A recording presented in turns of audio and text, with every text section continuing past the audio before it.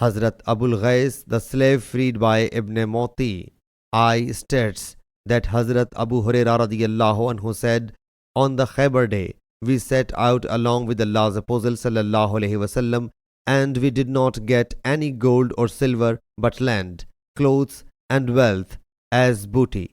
So a man called Rifa'a bin Zayd from Banu Dubayb presented Allah's Apostle sallallahu alaihi wasallam a slave called Midam.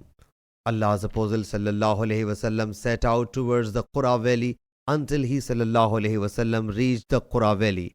And while Midam was unloading the litter of Allah's Apostle sallallahu alaihi wasallam, a blind arrow hit and killed him.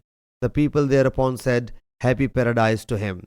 Allah's Apostle sallallahu alaihi wasallam said to him, It is not the case. By him in whose possession my soul is, the sheet which he had pinched on the day of Khaybar before the distribution of the booty will turn into the fire and strike him.